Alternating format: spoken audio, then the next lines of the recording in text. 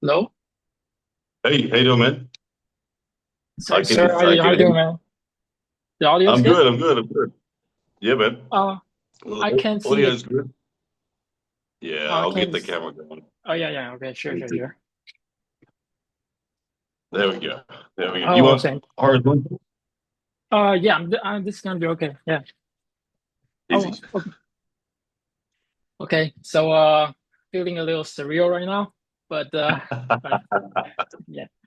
It's all good, So, man. I remember being in the same position, man. It was when I started doing YouTube and all sorts of stuff, in 2013.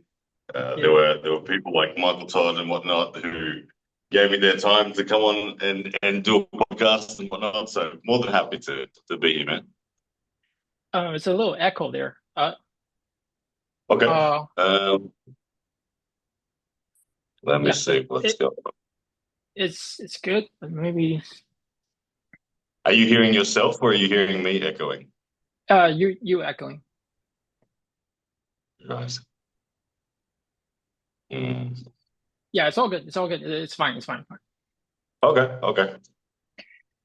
Okay, so I think I'm a little like over prepared. Like I got a lot of Oh, stuff good. Oh, to good. really go, Oh, good. but By the way, so how do I pronounce your name, man? What's your name? oh, my name is Sean, Shawn. Sure. Okay. All good. Sorry to change because I'm a Mandarin. Okay, so um well, so how's like training in life right now? Like I seen your Instagram like curling, doing your straight curl practice, Yeah, man. and Hey, yeah, are we recording yet, or are we yeah, still pre-recording? we're recording Okay, right now, okay, but yeah. okay. Yeah, man. Training's doing good at the moment. The strict curl. I hit my PB last week. 117 kilos on the cheat curl, and I did the strict curl for the first time that I've ever really attempted in a long time. Maybe I've 170? done it once.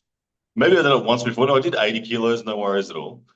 Um, and I did that at the end of my cheat curl training session. So I think that if I'm fresh and rested, 85 would go up almost certainly. And then with a bit more practice and refinement, I think I could push towards 90 kilos. Yeah, so it's going good. So cheat girl with the easy bar, right? Yeah. No. Oh wow. Okay. But So I'm still a way off yet. Like the cheat curl is something that I really took inspiration from the Georgian arm wrestling team, Levan, Irakli, people like Nuga Chikadze. All those guys really use it as their foundation and one of their main lifts that they do from week to week. And the Georgian team are the most dominant team in the world at the moment, so you have to look at what they're doing and take some sort of credibility from it. So I have been doing the cheat curl as part of a weekly routine as one of my main movements for almost 6 months. And in 6 months, my cheat curl's gone from 90 kilos to 117. So, like, Irakli, who I would consider the best in the world at cheat curls, in my weight division anyway, he's doing like 130 kilos for sets of 3 to 5. So I'm not quite at Irakli level yet, but I'm catching up. cheat curl. So what do you think is like the bicep strength related to the arm wrestling, like Yeah, actual so trend? the reason I like the cheat curl is because you get your to me the momentum used in it is no doubt makes it a lot easier than the strict curl, but and your arm starts in a lot more of a closed position before you really take on the load compared to a cheat curl. But I like that because it starts it's the same as an arm wrestle. You start with essentially a bent arm already, and it's a very explosive movement. You use inertia, you use your core, you use your shoulders, you use everything to get it up, like we saw Levan do 180 with the cheat curl. And it's Oh something my that God. I feel it does translate really well to explosive back pressure on the table. So that's why I like it. I mean, it cops a lot of criticisms from the strength and fitness world. When people outside of arm wrestling see the cheat curl, they just think, oh, it's crazy ego lifting or something like that, and it's often frowned upon. But within arm wrestling circles, it's quickly become one of the most sought after and consistent lifts that translates to the table. Yeah. One of those biggest problems is when I go to a commercial gym and I do like the arm wrestling specific lifts, like I use my arm because I also train judo and Brazilian jiu-jitsu. So Yeah. so I have an arm martial arts belt. I then tie it out to the pulley, do pronation stuff, something like that, and people just look at me in a very weird way. It's like, Yeah, what you guys do, yeah. man? I've been reported in commercial gyms. I've been reported to gym staff for unsafe use of equipment on multiple occasions. And I've had gym staff that come out and ask me what I'm doing, and I'm like, I'm training side pressure. My elbow needs to be my elbow needs conditioning. And they're like, are you sure you're not going to get hurt? And I'm like, no, don't worry. This is what arm wrestlers do. We ask our joints to go sideways, and we lift really heavy static dumbbells, things like that. So, Yeah. yeah, you do. You get a lot of people looking at you with concern when you're in a commercial gym. Okay, Ryan. So let's talk about your story, like from the very beginning. So Sure, man. so uh, a couple days ago, I saw the video that where you having your wine and talking about the story that you how you met John Brzenk in Arizona. And that's Mhm. really, really like, is that the turning point that for you to like consider being like seriously want to make this a full-time professional? Yeah. Yeah, it was a big moment meeting John. I mean, when I picked up the sport in 2013, my ambition at the time was to make it a career. I recognized that there wasn't really an obvious lane that was going to be possible in. There was no real financial reward for being an arm wrestler in Australia, and even globally, there was very little financial reward unless you were one of the very, very best. And even when I looked at the very, very best, I didn't see a lot of money in the sport. So I took it upon myself to create a social media career in parallel to my hopes and dreams to become a professional arm wrestler. And so I started a YouTube channel and said to myself, I'm going to document my entire journey from going from back then called it from nobody to champ. And I think my first goal back then was to just become an Australian champion. Um, and so I started documenting that process. And look, for the first 5 years, there was essentially uh, no traffic on the channel at all. I think that I probably made 300 to 400 videos on my YouTube channel before meeting John, and maybe even more. And the viewership was essentially zero, like compared to what it is now. You pretty much just call it zero. But I was getting better as an arm wrestler and was achieving more things within Australia. I'd won a couple of national titles and that by then, and I was at the point where I was starting to hopefully get opportunities to compete overseas. And uh, meeting John, as you would have seen, was definitely a huge moment. It came about for me when Travis Bajan Asian. actually called me up. Yeah. Yeah, it was Travis who called me up during the Christmas holidays one time, and he was putting on a tournament in Arizona, and he called me, and I was blown away that Travis Bajan was just calling me. He was calling me through Facebook Messenger, and I was like, "What is this?" I didn't know Travis. You Of know course, what? I knew Just Travis. that's the exact feeling I'm feeling right now.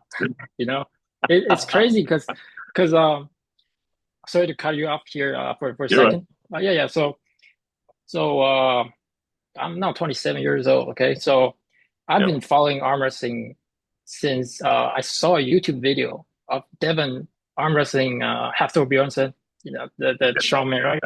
And he arm wrestled Shaq on the NBA yeah, channel, yeah, right? yeah, And I was blown away. I was like, this guy's like 225 pounds, and Hafthor is like now he's like the yeah. deadlift world record, right? 505 kg. And how can this guy like just pin him like that easy? I was like, so from that on, I was like super fascinated with the sport of arm wrestling, and instantly, I know I play a lot of sports when I was a taekwondo third degree black belt, all of that stuff, basketball. But 2018, that was the year arm wrestling became my favorite sport. till this There you day. go. There Okay, you till go. this day. Yeah, and I agree with you that it's a fascinating sport, and I've heard many people have similar stories where they're deeply fascinated by how it's possible for someone significantly smaller, and let's say it, at least in a fundamental sense, significantly weaker as well. Like Devin's significantly weaker than Hafthor Bjornsson in a conventional sense, but yeah, it's still so easy for him to control and pin someone like Hafthor. So I've heard many people have had similar starts to their interest in arm wrestling through a moment like that, and I have friends in Brisbane, people like Marcus Atirai. I'm not sure if you know him, but Marcus is probably the biggest human in the Brisbane Arm Wrestling Club. He's 175 kilos sort of thing, and a giant man from Tahiti. And the first time he ever he arm wrestled a skinny guy at our club and was controlled and he thought, what the hell? How is this skinny kid beating me? And he's like, I can literally pick up this kid and throw him across the room, and yet I can't beat him in an arm wrestle. And Yeah.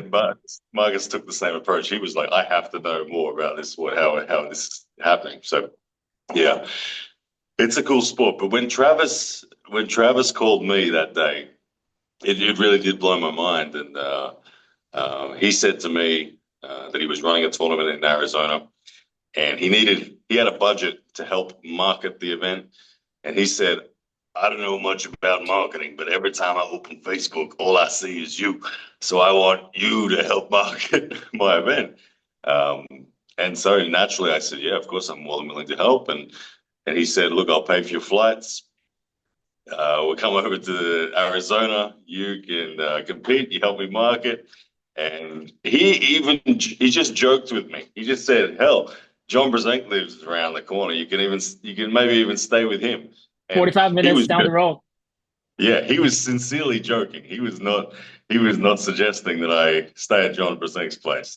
He was very much joking. Anyway, weeks go by, and he was organizing accommodation for me at the hotel that the event was at, and all this kind of thing. And I'm someone who takes initiative in life. I take things upon myself to make things happen often. And in this circumstance, I thought, well, hell, I'm being paid to go to Arizona.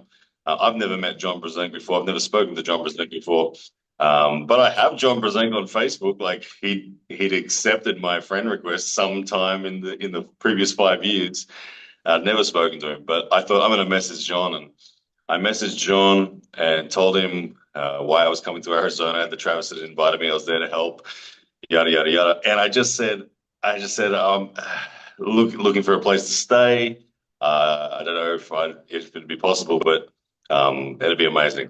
And I think maybe 4 or 5 days goes by, and I just get a message back from John saying, "Yeah, more than welcome to stay as long as you need." And I'm like, "Huh? What?" It blew my mind. I couldn't Uh, believe it. yeah, that's just And next, and exactly next the minute same I'm in, feeling where I am. yeah, Yeah. and the next minute I'm in Arizona being picked up by John from the airport and driving to his home. So that was like and you get there the first afternoon, and we're sitting in his pool drinking a beer, hearing stories about arm wrestling. It was wild for me. I'm like, what is going on? And then the podcast came about. Like John had retired at that point. He had essentially retired from sport. 2015. 2015. 2015 WAL, beating Devin Devin and Larratt. Marcio, was his final moment. And this had been 3 years since the sport had seen John, and I got to stay at his home. And I thought to myself, if I could get one interview with John, that'd be amazing. And I was staying there for a week, so I thought there's plenty of time to get to know him, to get the opportunity to interview him. And throughout the week, the opportunity eventually came up where I asked if he'd be interested in an interview, and he said no. He No, said he said no. no. Look, he said no. He said, look, I've had so many interviews. I've said everything there is to say about arm wrestling. I'm retired now, and to be honest, I just prefer not to. And naturally, I just respected that and thought, well, okay, we're here at John's place anyway. That's a big enough privilege. It's huge. And then the week goes by, the event goes by. I do all my work with Travis, and on my last day there with John, I do what I do on my YouTube channel, which was just film a wrap up of the tournament of the week. And John sat opposite me. He sat behind the camera watching me as I filmed it. I spoke for 10 minutes, sort of rattled off everything. And John asked me at the end of it, he said, "What is all this about? Like, you did that really smoothly and without even flinching." Or he said, "I couldn't do that." He said, "What's your goal? What are you aiming for?" And I told him what I was aiming for in the sport, trying to make it a career and all that. And next minute, he's saying, "All right, let's do a podcast together." So for about 6 months, I think we did a weekly podcast, and that's how it all began. And my Pound for credibility on, pound arm wrestling. That's what yeah, I watch. Yeah. and for my credibility went through the roof because everyone was like, "Who the hell's this redhead Australian guy that's doing a podcast with John?" Something very different, but Yeah. that was a big turning point for me in terms of being recognized globally. Yeah. Really. So And yeah, yeah. So I personally, I feel like you are like one of the spokesman and ambassador of the sport of arm wrestling in the globe. I feel like that. I don't. Yeah.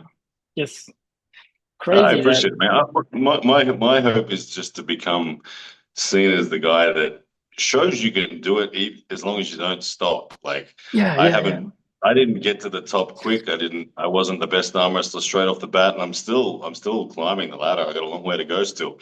But I've never stopped. That's one thing for sure. Is I've never stopped despite setbacks, criticisms, anything like that. I've just kept on leaning in. So my hope is that I can show people that if you lean in consistently, long enough, with enough discipline, that you can go a long way. So we'll see how far I go. And this sport's it's such a blessing, this sport, because you can be in it for so long. I'm 40 years old now. I 43, still feel 40, just 40. 40 or 40. Okay. Yeah, I'm 40 years old now, so I feel like I've got another 20 years in this sport at least. But going off the way that the people like Todd Hutchins and John and people like even Michael Todd's getting up there in age and all that, and they're still right at the top of the world. So yeah, I'll keep When leaning in I for a long time. Sorry? oh uh when I study the interview you do with Todd Hutchings, like because I have to study all the interviews that you did, and Yeah. I know that he started at the age of 35, right? Todd Yeah. Hutchings. Yeah. That's in any other sports like baseball, basketball, that's not gonna happen, man. It's in wrestling, Yeah. yeah, Yeah. like For a physical sport, it's unbelievable that you can pick up at 35 and then go on to be one of the all-time greats of the sport.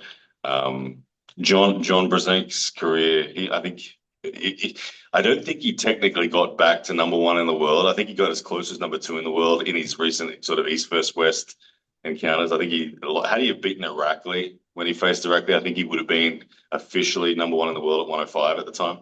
But let's just pretend he did get back to number one in the world for that moment. John's John's career spanned like 42 years between the first time he was number one and the second time and the last time he was number one in the world. There's not many sports that have that width to it, and longevity. well, So I can't think of any other. I can't think yeah, of it's any wild. other. It's like it's wild.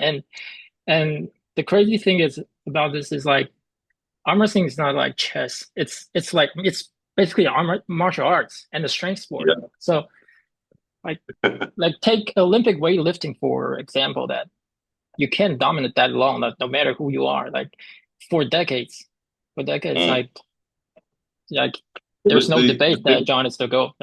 Yeah, yeah, yeah. and the thing Please the go thing ahead. about arm wrestling that makes it that I believe makes it possible for it to have such longevity is when you look at the three things that matter in arm wrestling. One is technique. Yeah, you got to know how to arm wrestle. The second most obvious one is muscular strength, which, yes, when you're young, you can get plenty of that. As you get older, you start to fade there no matter who you are. But the third factor, and it's why I think arm wrestling has such significant longevity, is the third factor, and this is proven on many, many instances to be even more important than muscular strength, is joint conditioning and or joint stability. Now, as you get older, what we're seeing is that your joint conditioning goes up if you stay in the sport. I've spoken to people like Ron Barth. I had the pleasure of having a match with Ron Barth in 2024. And was 62 years of age when I faced him and had been arm wrestling 42 years. I asked Ron when was his muscular peak and when was his joint conditioning peak. And he said to me his muscular strength peak was between the age of about 40 and 45, remembering that he's 62 right now. And he said to me, though, his joint conditioning peak was right now. And so he feels like he could lean harder on his elbow sideways and rely on the integrity of his elbow not to blow up harder now than he could at any other time in his career. So I believe that's why the sport has such longevity, is that because we are a weird sport where we move sideways against our joints for a major part of the movement. As you get older, the joints stiffen, the joints become more resilient, the tendons thicken, the ligaments thicken, and you end up with this steel elbow that just serves you so well. And even as your muscular strength decays, that's offset by the fact that your elbow just keeps on getting more and more resilient. So that's the one thing you can't rush in arm wrestling. You'll see lots of young guys come into the sport, incredibly enthusiastic. And I learned this when I watched Lachlan Adair face Todd Hutchins. A lot of young guys, enthusiastic guys, will come in and be incredibly strong in a muscular sense. And at the time when Lachlan Adair was set to face Todd Hutchins, Lachlan was beating Todd everywhere in the gym. All arm wrestling specific lifts, everything. Lachlan was ahead. And me being naive at the time thought, well, Lachlan's surely going to win. I can't see how this isn't going to go his way. Lachlan traveled to the USA and handily got belted by Todd Hutchins. And you say to yourself, what's the difference? And the difference is joint conditioning. The difference is Todd can lean into his elbow and wrist harder than Lachlan could. It's that simple. And Todd, so I would always bet on an arm wrestler that's been arm wrestling for 20 years, even if he's got weaker muscular strength than his competitor who's only been arm wrestling for 5 years, I would always back the 20-year arm wrestler. Yeah, there's a very funny story that you just mentioned, the tendon strength. So Devin said on the Lex Friedman podcast that arm wrestling is a tendon sport, and that's very hard to comprehend at first, because you think that's it's the muscle doing the work. But so let's say the other day I was in the gym. I always strike up the conversation with a young bodybuilder. Okay, so I told him I bring the strap. So I was like, "You want to arm wrestle?" Because I have a YouTube, Instagram account that So I beat him left arm, and pretty easy, just very pretty easy. And the day when I was having dinner with my dad is 61 right now, and he arm wrestled with me. And although I beat him, but my dad is significantly stronger than the 18-year-old who was about to go into college. And guess what? His bench press is 140 kilos. Yeah. my dad can do 3 push-ups. So, that's very deceptive. Yeah. Exactly. I've always used the analogy of if you take a young guy and an old guy, and let's say they have the same 1RM. Let's say pick any movement, they got the same 1RM. So in a muscular strength sense, they feel they're just as strong as each other. If you grip the young guy, he will feel like a rubber band. Even though his peak force might be able to be at the same, he feels like a rubber band. You grip the old guy, and it's like a chain. It's like instantaneous. It's stiff and rigid, and you go bang into their full strength, and you're like, oh, okay. So that instantaneous transfer of force through their stiff old joints is what makes old guys so strong on an arm wrestling table. And I couldn't agree more. Old men that have done some high repetition labor in their life, especially farmers, mechanics, those sorts of people, they're remarkable arm wrestlers. A 65-year-old old farmer against an 18-year-old bodybuilder, I'm backing the farmer every day. Even if he's all old and wasted away and tired, I'm still backing him. Because this is a tennis, like this is not like Yeah. squat or anything else, or Yeah. yeah, But like Devin says, it is a tendon sport. It's a joint sport. It's a bone sport. When you come forward in arm wrestling, only one person can win center. When you decide to come forward, whether even if you're a top roller, there's still a sense of, can you be inside your shoulder, or are you going to concede and be outside your shoulder? Now, the person that wins that battle, the person that takes control of center, has a significant advantage to the access of hooks, of top rolls. They're fighting a downhill battle as opposed to being out here fighting an uphill battle. Now, there's only one way to win center in arm wrestling. That's to tell your opponent that their body's going to break and yours isn't. Now, when you load that pressure up, the reason people back off is it's not because of muscular strength. It's because they get a signal through their elbow, through the nerves from the joints, goes into their brain that says, if I stay committed to this pressure here, my arm or elbow or something is going to snap. And they back off and then arm wrestle outside their shoulder. yeah, So winning that battle is purely joints and bones and tendons and integrity of all of that. It's not muscle that wins that. It's joints. yeah, yeah. So, I just went to my first formal arm wrestling practice last week because you mentioned to me that you know Kevin, right? You arm wrestled him. Kevin Tsai. Like, Yeah. yeah, yeah, Strong yeah. guy. How's he doing like when this match with you? I haven't pulled Kevin in a long time, but in 2015 we faced each other in the second round Wow. of the of WAF, and I got the victory that day. But I know that it was tough, and I pulled him on the side table a couple of times when he came down to Australia for the Oceanic titles. And he's brutal. I've got a lot of respect for Kevin. I don't know if he's still as active as he was back then, but I know that Kevin Tsai is a very, very, very talented arm wrestler, very strong. What's his weight right now? How big would he be? Uh, because last week is the first time I met him, and Yep.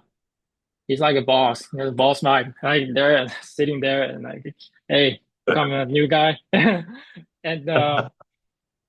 and I arm wrestle him like he let he let me pin him, and the hand size like because I have a very small hand. I was like, Jesus Yep. Christ, this is like the champion of Taiwan. I was like, couldn't believe this, man. And what would like what's his style of like when he's really pulling? Like is he He's a top roller. He's a top top roller from my roller? memory. Okay. Yeah, yeah. Okay. But I remember Kevin's hand was like when I faced him, it was top roll v top roll, and it came down to the wire, and I just cracked through his hand and got the access to side pressure. But like I said, I haven't faced Kevin Size since probably 2016, 17. So a lot's changed since then. I don't know. Like I said, I don't know. We were the same weight category once upon a time. I'm now 105 kilos. When I faced Kevin, it was in the under 80 kilo class. So I don't know. I don't 80 know if kilo? Kevin's I second. mean, what weight when you're facing Kevin? 80. In 80. 2015, I competed in 80 kilo class at WAF Worlds. Yeah. So that's a 25 kg.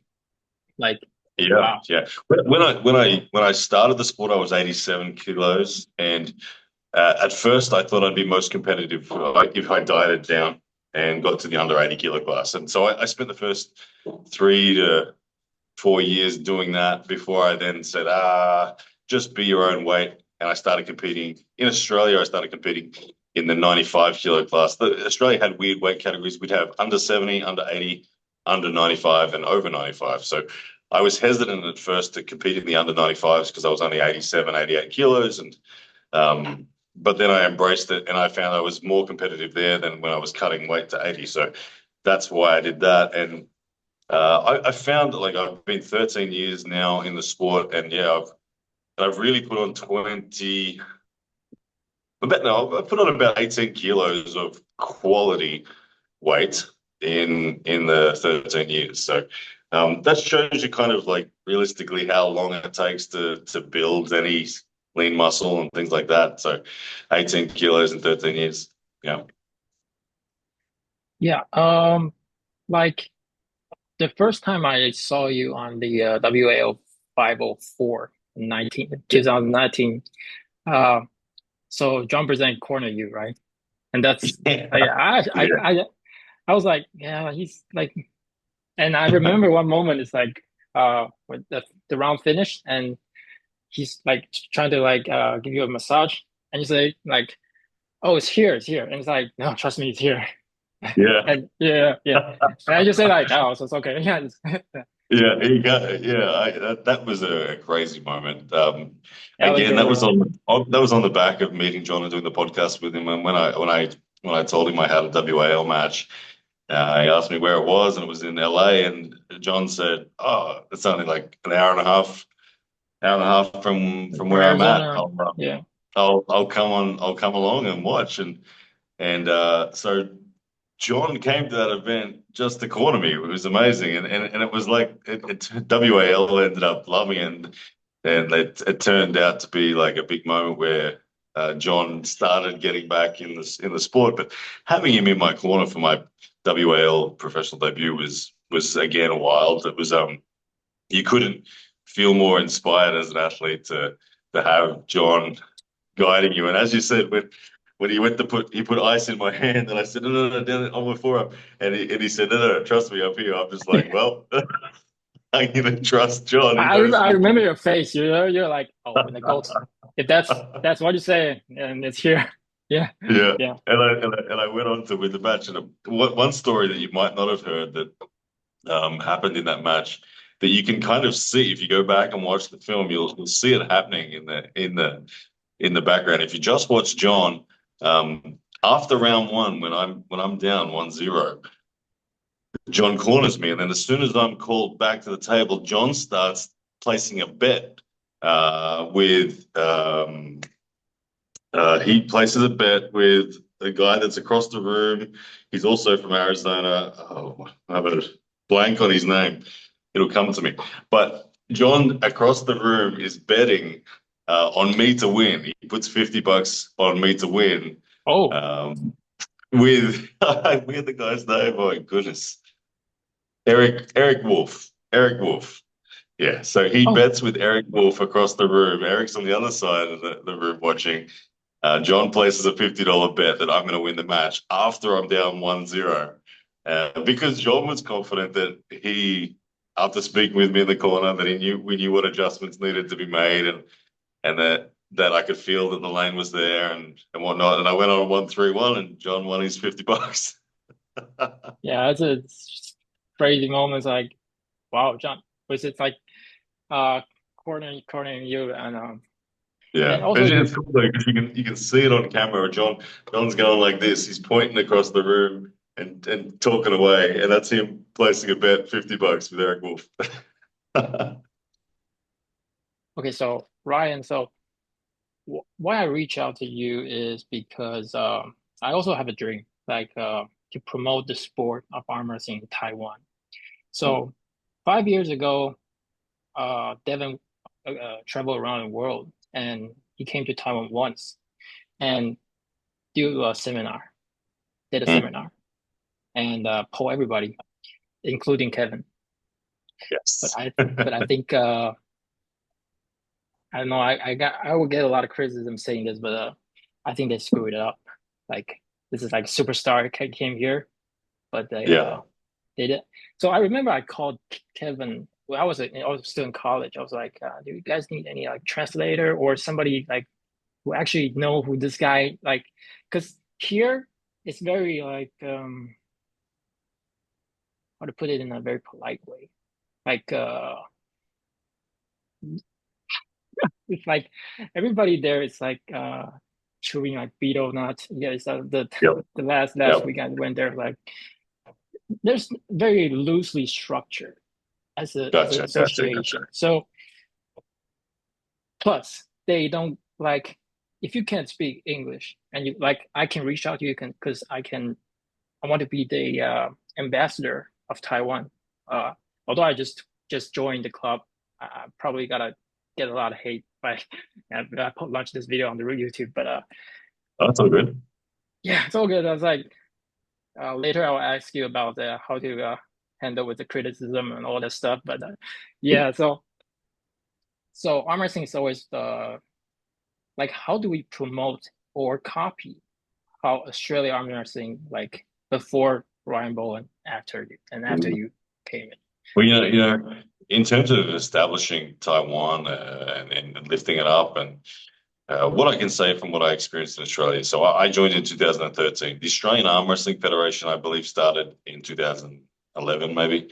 Phil Rasmussen was really the lead, the tip of the spear when it came to establishing a federation. And he's still the president to this day and does a good job of that. But I did see what the sport was like in its grassroots in Australia, and I think I played a pretty significant role in helping it grow. Where it started for me in the club that I was at, we were in Brisbane. I did some research and found out who was the man in Brisbane. That it was Doug Fatafi. He was the national champion at the time, and Grant Tolentino was floating around in Brisbane as well. And so it started off with just Doug and Grant and myself, and all we did was we got together in a public space. At first, it was in my supplement store. Every week we got together and arm wrestled. Now, the balance between Doug and Grant and myself was Doug could do anything to Grant, and Grant could do anything to me. There was no balance anywhere. No one was getting any value at all. There were three very different levels. I was brand new. Grant was a solid lightweight, and Doug was the overall number one in Australia. But we still got together every week. We got to work together and trained. And because it was in a public space, people started to stop and watch. Then we created a Facebook page for the Brisbane Heavy Hitters, and eventually we moved out into the parks, and we put up signs in the park and like A-frame style signs that led people to our Facebook page, and people would stop and grip up, and week on week it would just grow and grow and grow and grow. And in a club sense, that really grew to the point where we had more people than we could manage. People would build tables, bring along tables, and next minute we got 20, 30, 40 tables going on a weekend. And that happened over 2-3 years, the club growth like that. When it comes to the administrative growth, I'm not so familiar with how the federation worked. I was never part of the Australian Arm Wrestling Federation, but in a marketing sense, okay, yeah, I was never part of the federation. In a marketing sense, I can tell you very much what it was like to grow the sport in Australia, to get recognition internationally, and how to really get it to a point where you get given opportunities. Many people have said to me over the years, how is it that Ryan Bowen got so many opportunities? I copped a lot of heat from arm wrestlers in the US early on when I got given my WAL match, and people would say, who the hell is this Ryan Bowen? Go, why is he getting matches? And when they were a better arm wrestler than me, and rightly so, as arm wrestlers, they were. But the key was really telling your story as an athlete. It's a double-edged sword, as you know, because I've copped a lot of criticisms over the years for putting my goals out there. I believe the source of most of my criticism was the fact that I was very openly and publicly willing to declare what I was aiming for. And some people found it ridiculous, some people found it inspiring, some people found it somewhere in between.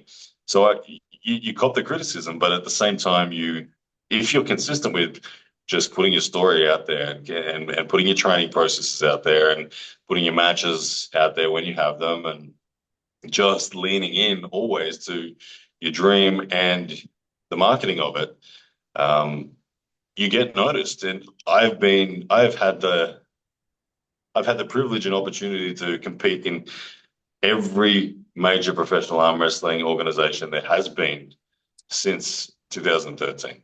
Started off in Arm Wars, I pulled the WAL, I've pulled them in the PAL, I've pulled at the Zloty Turf, pulled at WAF, I've pulled at East vs West, I've pulled at King of the Table, I've pulled at Knuckles Up, I'm now going to pull at Georgia vs World. I've been invited to commentate at Pro Pangea League. I've pulled in AWE. I've pulled all of the major promotions. I don't think I've missed any of them. And that's not because I'm the best arm wrestler. That's because I am always leaning into telling my story, and I'm just consistent with that. And that has led to a lot of opportunities. Um, and Brisbane arm wrestling and everyone has kind of weirdly become, it's got a brand of its own now, because people used to tease me about the Brisbane Eight and things like that. I made comments at the time saying there are eight people in Brisbane that have so much or had more potential than Khaled back in the day when Khaled was a new kid on the block, and everyone was saying he was massive. I made a comment on a podcast saying, "Oh, there's 8 people in Brisbane that I could find next weekend just walking down the street that have more genetic potential." And I was referring to all of the New Zealanders and Islanders that we see walking around in Brisbane. These guys that are 6'7" and 160 kilos.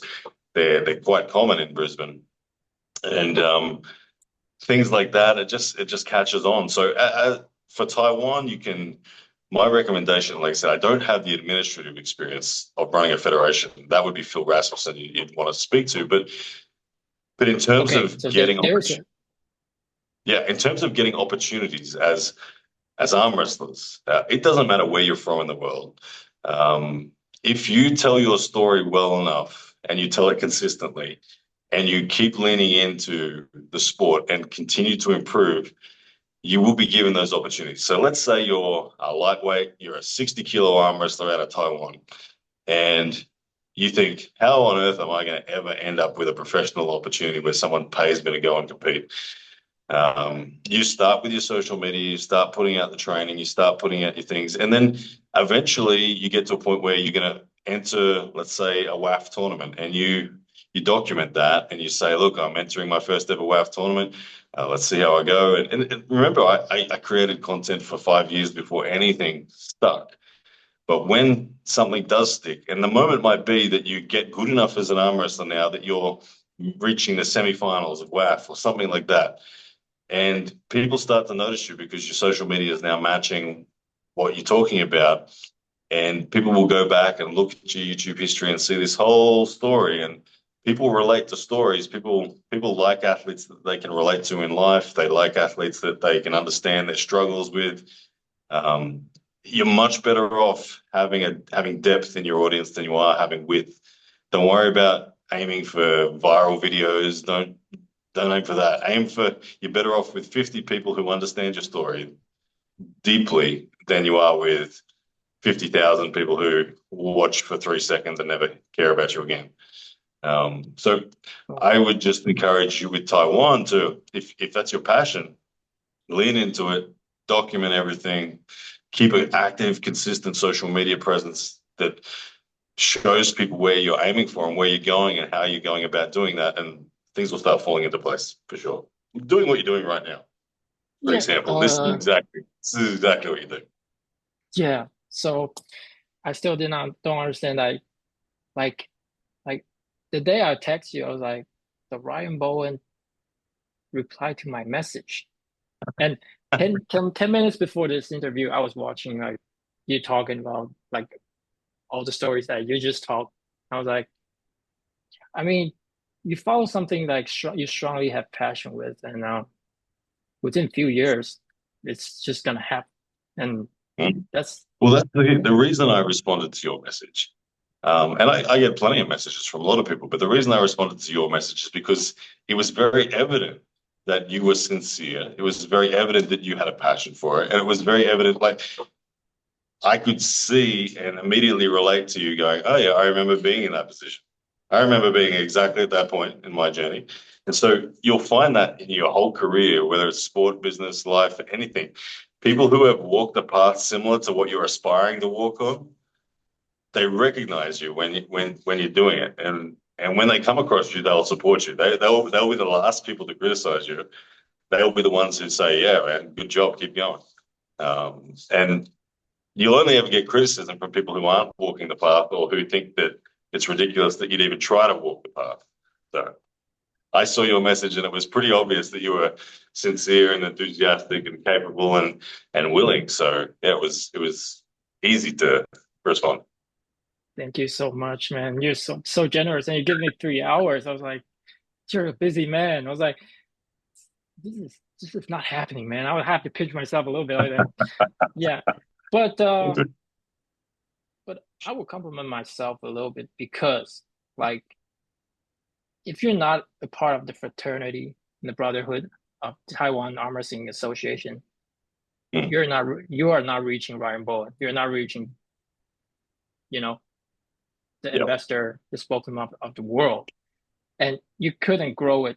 Like for the past 5 years or 10 years, I've been consistently following Taiwan's like arm wrestling, the progress they made.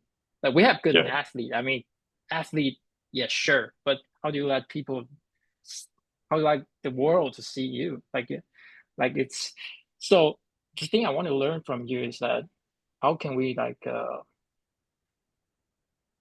how do we expose ourselves to like even like to the world or For me, it began with taking control of yeah. myself.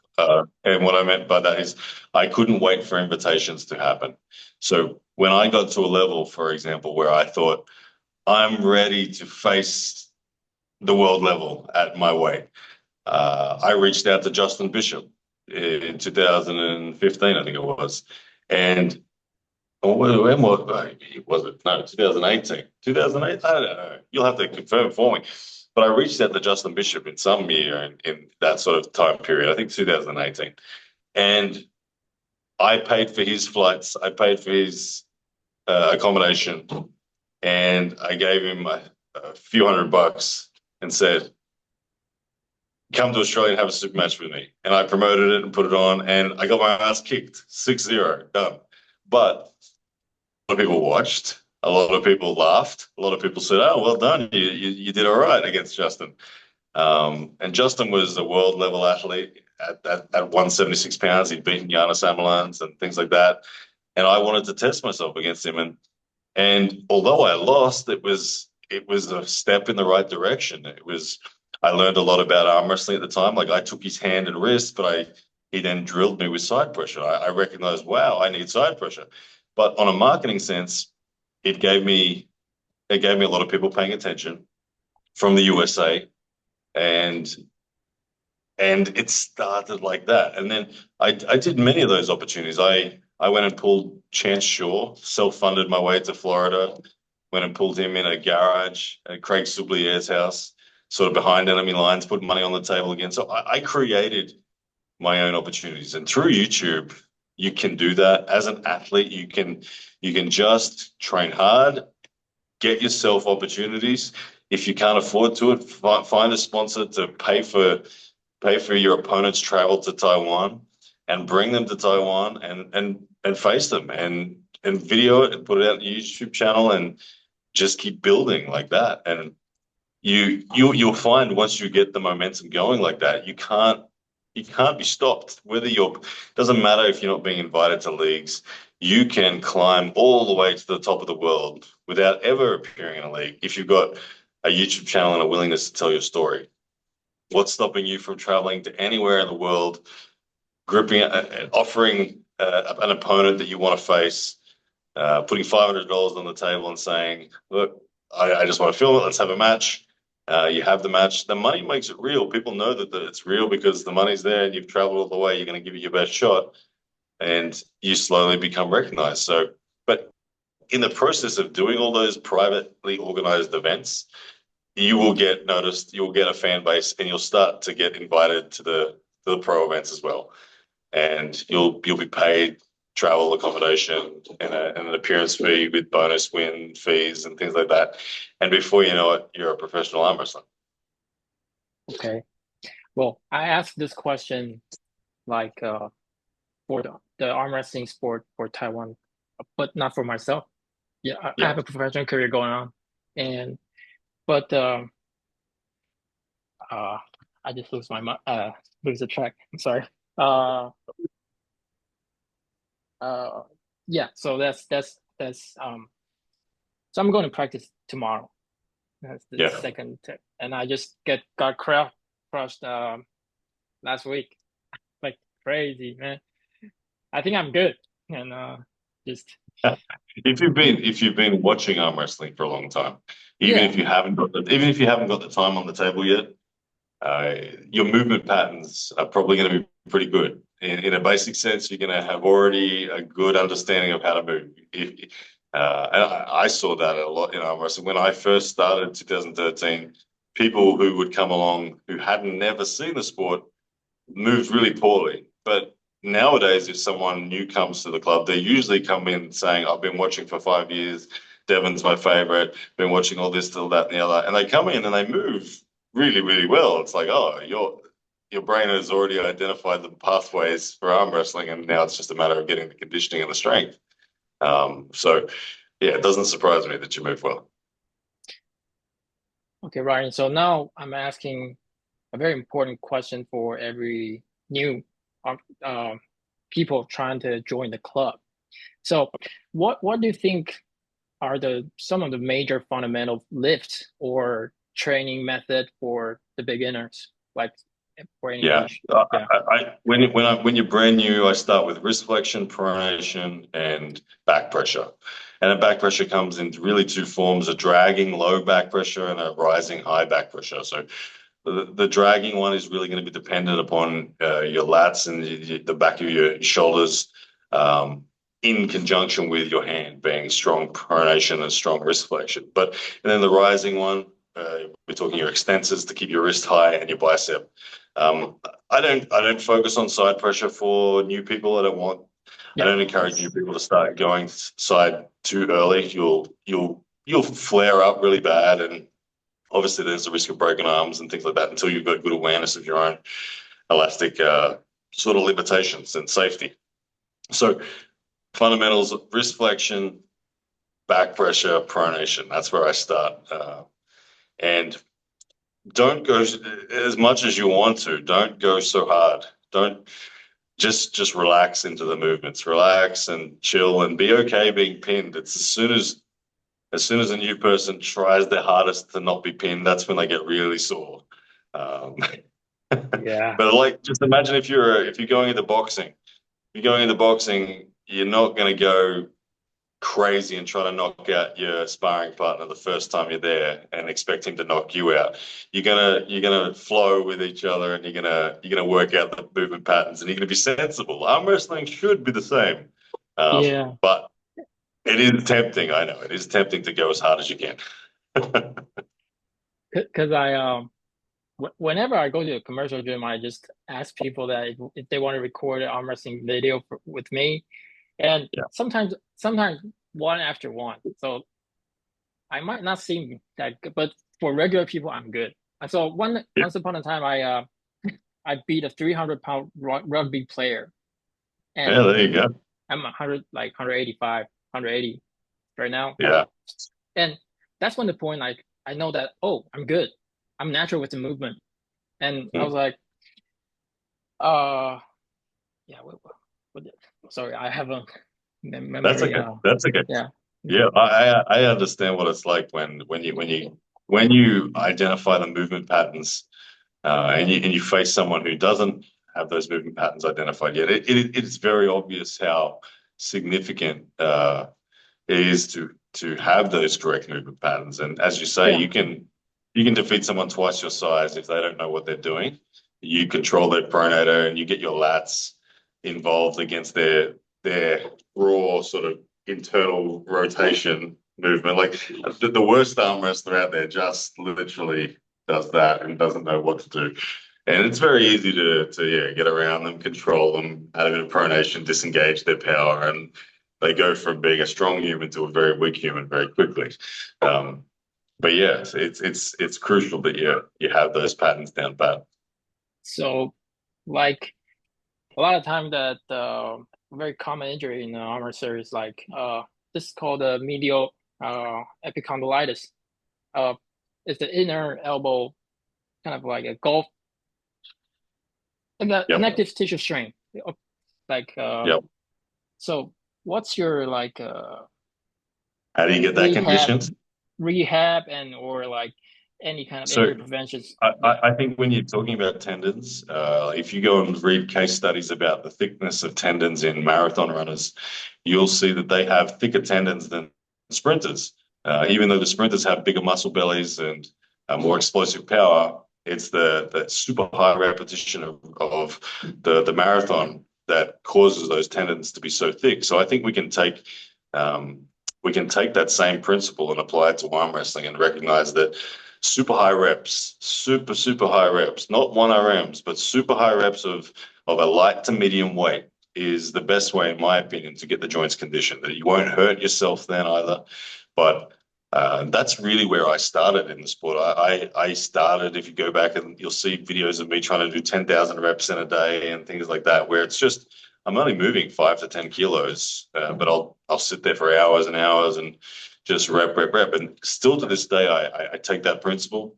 When I'm working my rise and my pronator and my side pressure, a lot of the time I will just want to grip a cable with 10 to 15 kilos on it, and just I don't count my reps. I just do it for time, and I just do it till lactic acid is too high, and then I rest for 10 seconds and I go again. I think that's the best way. In my experience, the best way to get your elbow condition is light to medium weights, super high reps. Okay, elbow condition. Okay. Oh, a couple of days ago, I saw Brian Shaw interviewing Todd Hutchings, and he Yeah, mentioned that when he started to involve in the sport, that he went to the West Side Barbell. yeah, Yeah, and that's against the volume training, right? That's emphasis on heavy singles and those stuff. So, yep. what do you think about those training methods? Like, I had the opportunity to train under Todd Hutchins for some time. yep, yep, I enlisted him to try to give me side pressure, and and his methods clearly work. I mean, he's got everything documented. He knows he's at his strongest right now, which is very cool for a 59-year-old man or however old he is. But me personally, I didn't click with it. My body didn't so much feel like it was responding to it as quick as other methods. Um, the plyometrics that he did, I did really like that, where you'd have a sort of maybe 60% of your 1RM, and then you bang into a dead stop as well. Things like that speed day principles from the West Side Barbell that would really help increase your joint conditioning. I do believe all in that very, very much so. And like I said, I didn't click with that method so much, but I'm not going to deny that it works. And I think it very much does. Todd's obviously the living proof that it does work. And I think plenty of people have adopted Todd's training method with the arm wrestling conversion of the West Side Barbell when it comes to side pressure and things like that. So, um, yeah, I think when you look at Todd, he doesn't have exceptional muscular strength. His bicep strength, like he'll go on record to say biceps don't even matter in yeah, arm wrestling. yeah. He'll say your hand doesn't really matter as well. He says all that matters is your ability to really go sideways. And so I think Todd's elbow is potentially conditioned better than anyone's out there, Yeah. regardless of weight class. I think Todd's just spent more time conditioning his elbow than anyone has. Everyone else spends time on pronators and wrist flexion and biceps, where Todd just keeps banging his elbow sideways. Um, and that's why people call him the side pressure king. So Todd Hutching is very famous for his side pressure. Like, yeah. Yeah, And yeah, so you also train with, okay, so you train with some of the legends in the sport, like John Brazing, Devin, Todd Hutchings. So, so John's, I still remember a video that he put out that John's teach how to how people get better at arm wrestling, and so he say like just arm wrestling, and he didn't do yeah. any weightlifting. Uh, but from a modern like sports science perspective, you still think that is correct, or it's just Well, different? in I can agree with it in theory.